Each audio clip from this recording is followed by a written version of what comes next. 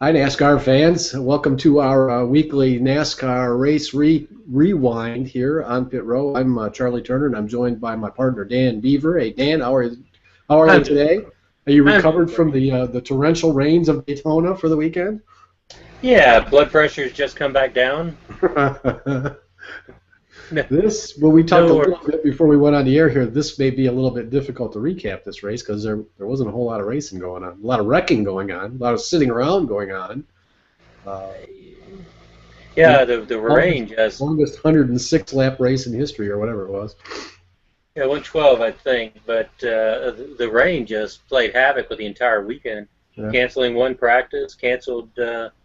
It gave us some new things to look at.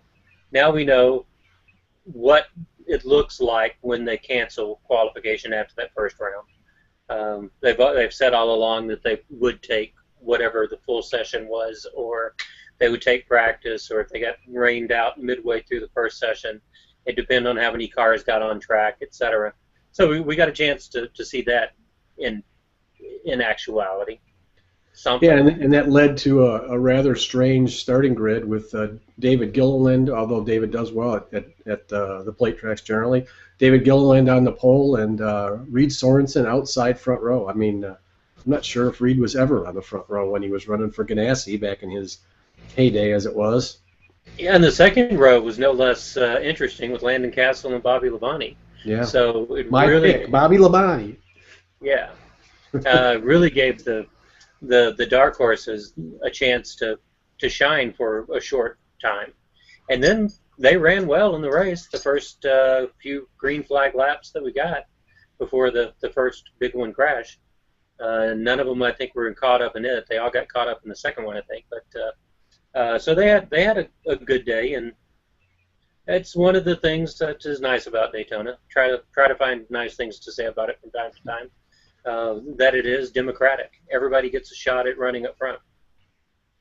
And it seems to be the track where, although there have been tragedies there, it seems to be the track where NASCAR has its most serendipitous moments, I guess would be the way I would put it.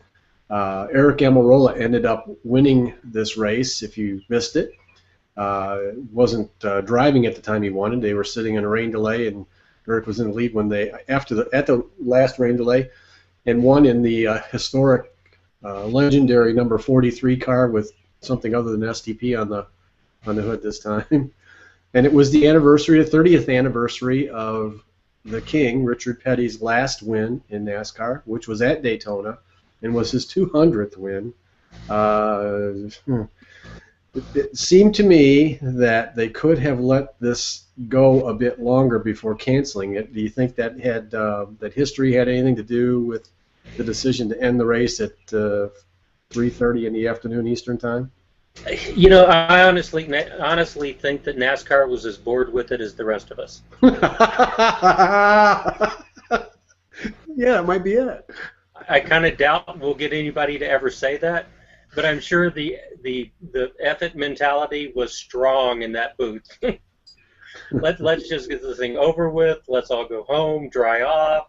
For God's sakes, get a dry pair of socks, and move on to New Hampshire, where I it looks saw. like Hurricane Arthur is trying to beat them up there. So Yeah, it might be another long weekend on the East Coast.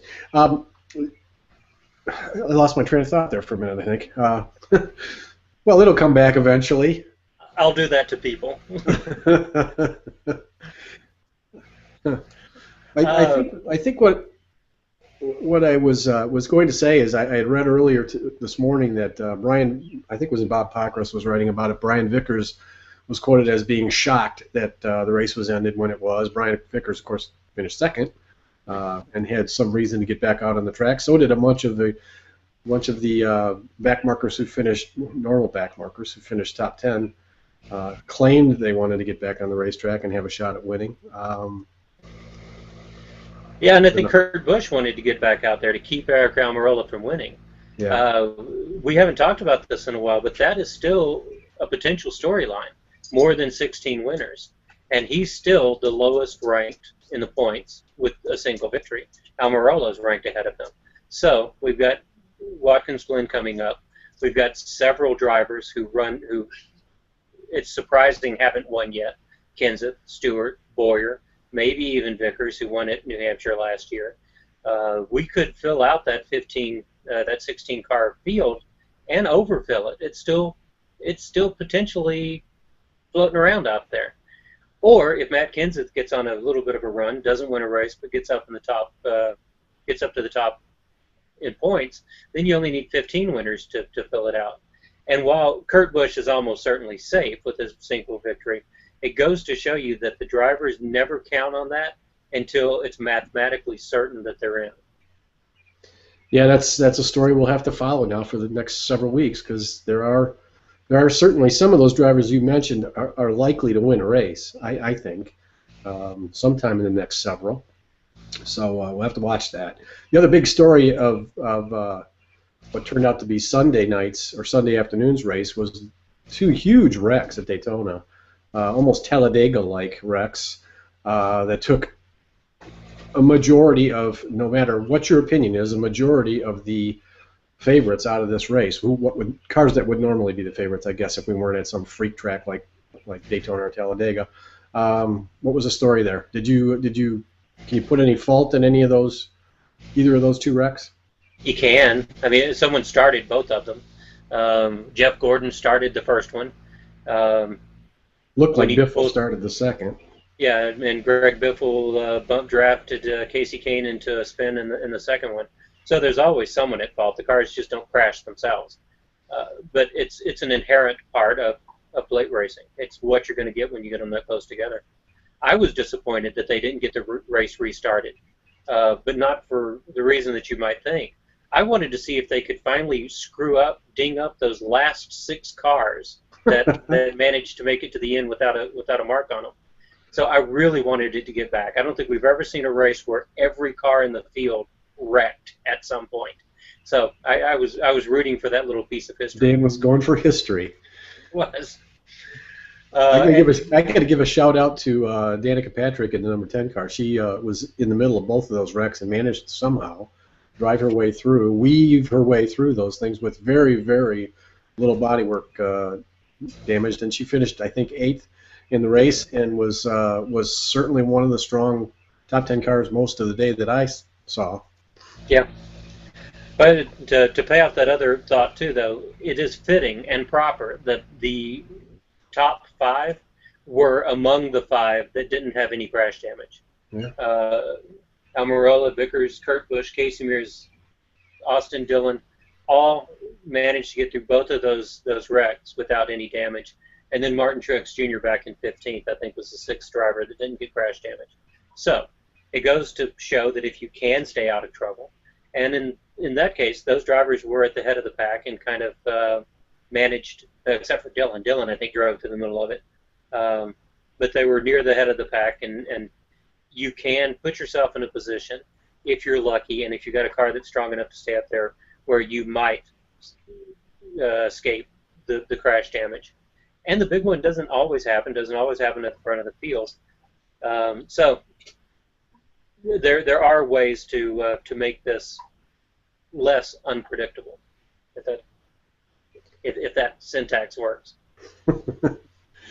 Did you see anything with the new car on this track that makes Talladega any more predictable than it would normally be, you think? I mean, Talladega being the only plate race track left on the schedule, and solidly in the middle of the chase too. No, I think you got to treat every plate race as an island. They all behave a little bit differently. They're all going to have some sort of carnage, so that makes them all the same. But it's going to be absolutely unpredictable as to who it's going to hit. It'll take out Jimmy Johnson just as easily as it took out David Gilliland. So you just got to survive these races. I really don't think there's all that much more to say about them than that. Well, one of the things that kind of goes to that is most of the time the attitudes of the drivers as they're leaving the infield care center, there's not a lot of anger. It's like they just shrug their shoulders, like they just got off a ride at Cedar Point or something. Like that's just the way it works out.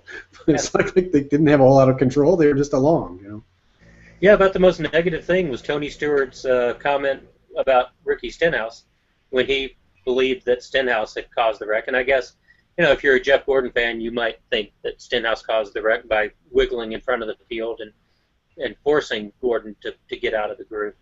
But it's got to make me think that the company picnic, if Danica brings her boyfriend to it, could be a little strange. Yeah, that'd be interesting. I hadn't thought about that. All right, any last thoughts on the 2014 edition of the Coke Zero 400 at Daytona International Speedway?